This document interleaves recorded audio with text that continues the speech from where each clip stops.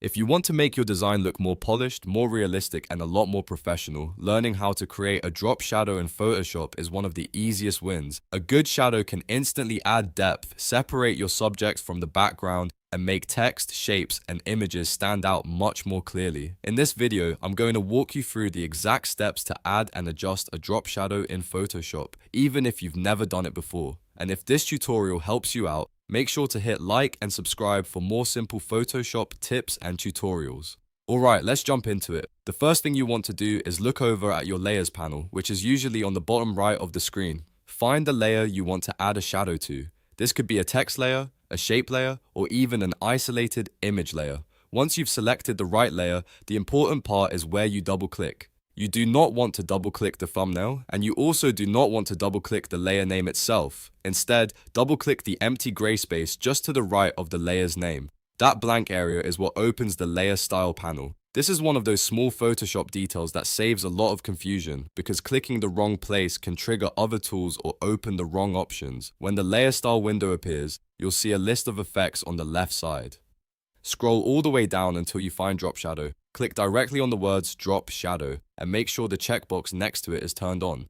The moment you do that, Photoshop will apply a default shadow preview so you can immediately see the effect on your canvas. Now let's fine tune it so it looks natural instead of fake or too harsh. On the right side of the layer.style window, you'll see all the shadow settings. Start with blend mode. For most designs, multiply is the best choice, and you can leave the color set to black for a classic, natural looking shadow. Next is opacity. This controls how dark the shadow appears. A good range is around 30 to 50% if you want a subtle professional look. If you push the opacity too high, the shadow can start looking heavy and distracting, so it's usually better to keep it soft and realistic. After that, look at angle. This setting controls where the light is coming from, which changes the direction of the shadow. A very common angle is 120 degrees because it creates the effect of light coming from the top left and the shadow falling down and to the right. That's a nice default for most graphics, but you can change it depending on the style of your project. Then you have distance. This controls how far the shadow sits away from the object. A smaller distance keeps the shadow close and tight, while a larger distance makes the object look like it's floating higher off the background. If you want something subtle, keep the distance low. If you want a stronger pop-out effect, increase it a little more.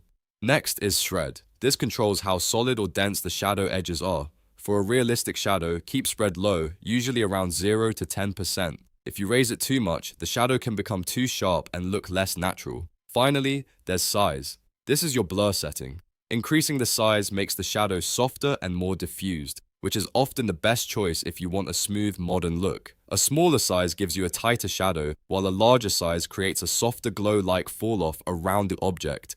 As you adjust these sliders, keep watching the preview on the canvas so you can see exactly how each setting affects the overall look. A good drop shadow should support the design, not overwhelm it. Once the shadow looks right, click OK in the top right corner of the window to apply it. After that, you'll see an effects drop-down appear under your layer, and inside it, you'll find drop shadow listed there. That means the effect has been applied successfully. One of the best things about using a layer style like this is that it's editable at any time. If you ever want to tweak the shadow later, just double click the words drop shadow under your layer and the settings window will open again so you can make changes. This is great if you decide the shadow needs to be lighter, softer, farther away, or more dramatic after you've seen it in the full design. So that's how to create a drop shadow in Photoshop in just a few simple steps. Select your layer, open layer style, turn on drop shadow, adjust the settings, and hit OK. It's fast, flexible, and one of the easiest ways to make your work look cleaner and more professional. If this video helped, don't forget to like the video, subscribe for more Photoshop tutorials, and leave a comment if you want to see more beginner-friendly editing tips. Thanks for watching, and I'll see you in the next one.